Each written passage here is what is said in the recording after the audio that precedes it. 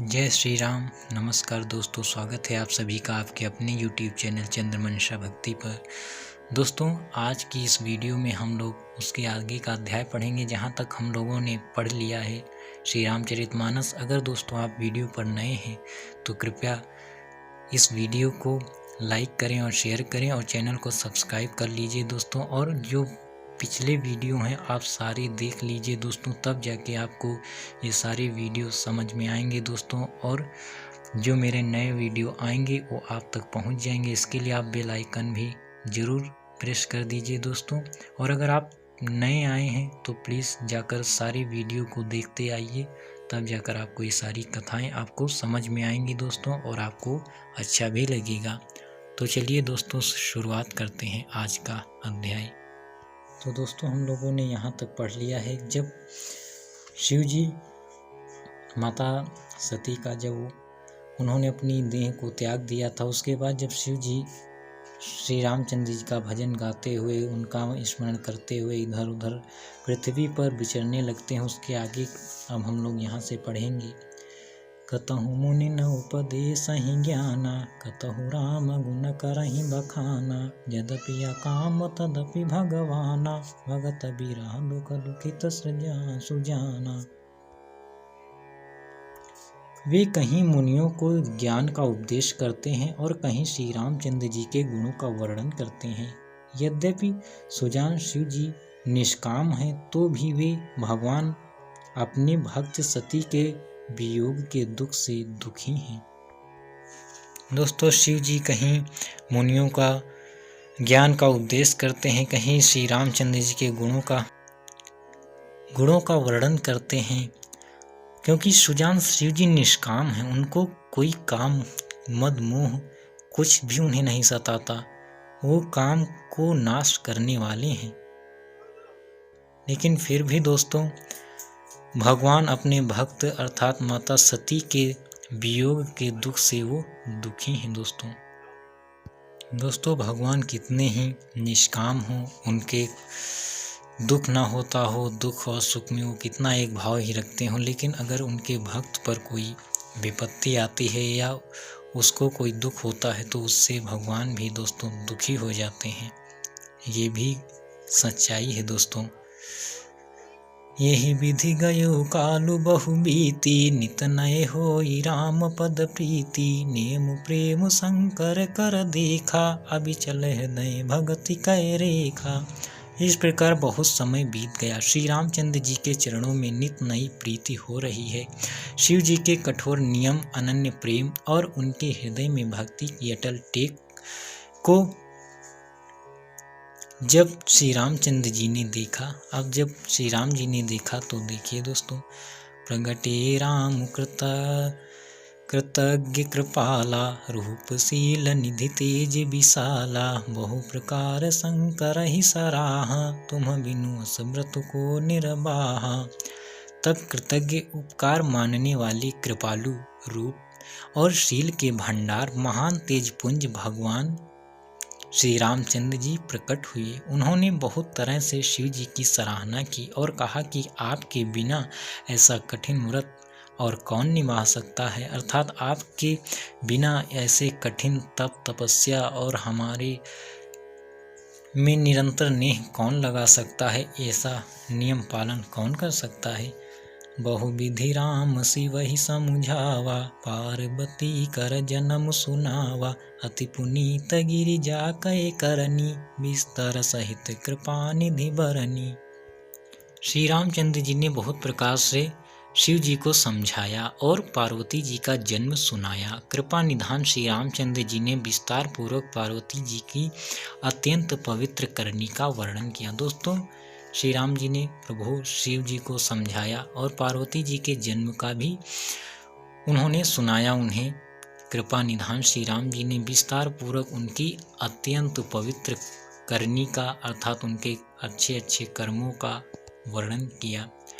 अब बिनती मम सुनाहु शिव, जो मोह पर निज नेहु, जाय विवाह शैल जहीं, यह मोहि मांगे देहु। फिर उन्होंने शिव जी से कहा, हे शिव जी, यदि मुझ पर आपका स्नेह है तो अब आप मेरी विनती सुनिए। मुझे यह मांगे दीजिए कि आप जाकर पार्वती के साथ विवाह कर लें। दोस्तों, श्री राम जी कहते हैं कि आप पार्वती जी से जाकर विवाह कर लें। कहा शिव यद्यपि उचित यस नाही, नाथ बचन पुनि मेटि न जाहि। सिर धरि आयसु करिय तुम्हारा, परम धर्म यह नाथ हमारा। शिव जी ने कहा, यद्यपि ऐसा उचित नहीं है, परंतु स्वामी की बात भी मेटी नहीं जा सकती। हे नाथ, मेरा यही परम धर्म है कि मैं आपकी आज्ञा को सिर पर रखकर उसका पालन करूं। दोस्तों, शिव जी कहते हैं ये उचित नहीं है, क्योंकि सती जी का देह त्याग हो गया था। तब से शिव जी दुखी थे, इसलिए उन्होंने इसको उचित वो नहीं मान रहे थे। लेकिन वो कह रहे हैं आपकी आज्ञा है तो इसका मैं पालन भी अवश्य करूँ। मातु पिता गुरु प्रभु कहे बानी, बिनहि विचार करिए शुभ जानी। तुम सब भांति परम हितकारी, आज्ञा सिर पर नाथ तुम्हारी। माता पिता गुरु और स्वामी की बात को बिना ही विचारे शुभ समझकर करना मानना चाहिए। फिर आप तो सब प्रकार से मेरे परम हितकारी हैं। हे नाथ, आपकी आज्ञा मेरे सिर पर है। दोस्तों, यही सब बातें समझने वाली होती हैं। श्री रामचरितमानस को इसीलिए जीवन का आधार माना गया है कि इस पर अगर व्यक्ति चले तो एक एक चौपाइयों में जीवन का मर्म है। दोस्तों, क्या लिखा है? माता पिता गुरु और स्वामी, ये सब स्वामी की बातों को बिना ही विचारे, ये जो कहते हैं इनको बिना विचारे ही मान लेना चाहिए, क्योंकि ये कभी तुम्हारे अहित की बात नहीं कहेंगे। दोस्तों, हमारे अहित की बात ये कभी नहीं कहेंगे। माता पिता गुरु स्वामी ये हमेशा हमारा कल्याण ही चाहते हैं। यही शिव जी भी कह रहे हैं कि आप हमारे सब प्रकार से हितकारी हैं और आपकी आज्ञा मेरे सिर पर है। प्रभु तो शिव सुनि शंकर बचना, भक्ति विवेक धर्म जुत रचना। कहा प्रभु हर तुम्हार पन रहू, अब उर राख्यहूँ योम हम कहू। शिव जी की भक्ति ज्ञान और धर्म से युक्त वचन रचना सुनकर प्रभु श्री रामचंद्र जी संतुष्ट हो गए। प्रभु ने कहा, हे हर अर्थात हे शिव जी, आपकी प्रतिज्ञा पूरी हो गई। अब हमने जो कहा है उसे हृदय में रखना। दोस्तों, श्री राम जी ने कहा है कि आपकी प्रतिज्ञा पूरी हो चुकी है।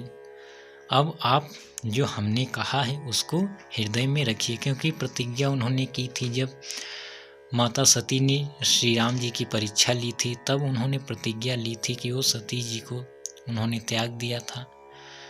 इसीलिए श्री राम जी कहते हैं अब वो आपका पूरा हो चुका है। अब मैं जो कह रहा हूँ उसको आप अवश्य ही सुनिए।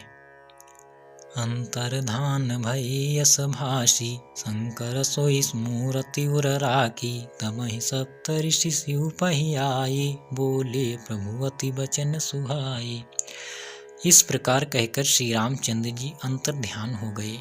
शिव जी ने उनकी वह मूर्ति अपने हृदय में रख ली। उसी समय सप्तर्षि आए, शिव जी के पास आए। प्रभु महादेव जी ने उनसे अत्यंत सुहावने वचन बोले। देखते हैं दोस्तों क्या वो बोल रहे हैं। पार्वती पहि जाई तुम, प्रेम परीक्षा ले हो। गिरि प्रेरी पठय हो, भवन दूरी करे हो संदेह। आप लोग पार्वती के पास जाकर उनके प्रेम की परीक्षा लीजिए और हिमाचल को कहकर उन्हें पार्वती को लीवा लाने के लिए भेजिए तथा पार्वती को घर भेजवाइए और उनके संदेह को दूर कीजिए। दोस्तों, शिव जी ने सप्तऋषियों से कहा कि आप जाकर माता पार्वती की प्रेम परीक्षा लीजिए और हिमाचल को कहकर उनको बुलवा लीजिए, अर्थात उनको पार्वती जी को घर लीवा लाने के लिए कहिए। ऋषि न गौरी देखी तहाँ कैसी, मूर्ति मंत तपस्या जैसी। बोले मुनि सुनु शैल कुमारी, करहु कवन कारण तपु भारी। ऋषियों ने वहां जाकर पार्वती को कैसी देखा, मानो मूर्तिमान तपस्या ही हो। मुनि बोले, हे शैल कुमारी, सुनो तुम किस लिए इतना कठोर तप कर रही हो। दोस्तों इतनी कठोर तपस्या देखा तो उनको लगा कि ये कोई तपस्या की मूर्ति है, और उन्होंने कहा, हे शैल कुमारी, तुम इतनी लगन से किसकी कठोर तपस्या कर रही हो, किस लिए कर रही हो, क्या कारण है इसका? कहीं अवराधों का तुम चाहूं, हम सन सत्य मरमु की न कहूं, कहत बचन मनु अति सकुचाई, हंसी हो सुनी हमारी जड़ताई। तुम किसकी आराधना करती हो और क्या चाहती हो? हमसे अपना सच्चा भेद क्यों नहीं कहती?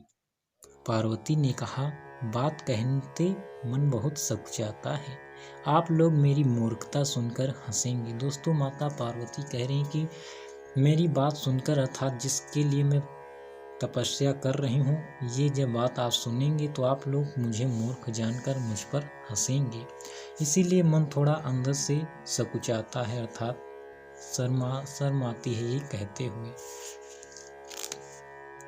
मनु हठ परा न सुनई सिखावा, चाहत बारी पर भीति उठावा, नारद कहा सत्य सोई जाना, बिनु पंखन हम चाहि उड़ाना।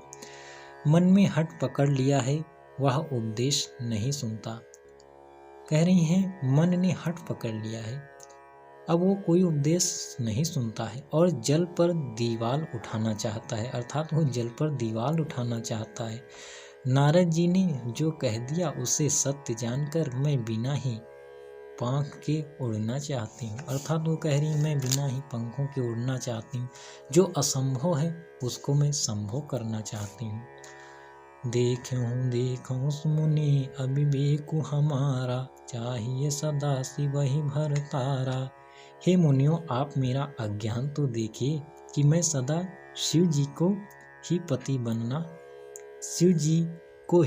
बनाना चाहती हूँ। दोस्तों वो कह रही, हे मुनियों, आप मेरी अज्ञान को देखिए, मेरी मूर्खता को तो देखिए कि मैं सदा शिव जी को चाहती हूँ कि वो मेरे पति बने। अर्थात सुनत बचन बिहसे ऋषय, गिरि संभव तव देह, नारद कर उपदेश सुनी, कहूँ बसो किसुगे।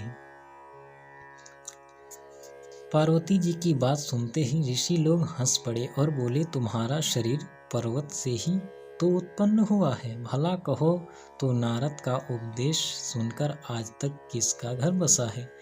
दोस्तों देखिए, क्योंकि सप्त ऋषि परीक्षा लेने आए थे और वो कह रहे हैं कि नारद के उपदेश तो ऐसे होते हैं, उनके कहने से किसका घर बसा है, और तुम तो पर्वत से जन्म हुआ है तुम्हारा, अर्थात तुम्हारी भी बुद्धि पर्वत के समान जड़ ही होगी, ये वो कहना चाह रहे हैं। दोस्तों तो देखिए दोस्तों, सप्त ऋषि माता की कैसे परीक्षा ले रहे हैं। इसके आगे की कथा हम लोग फिर पढ़ेंगे इसके आगे अध्याय में। तो दोस्तों आज के लिए बस इतना ही, तब तक के लिए जय श्री राम, नमस्कार दोस्तों।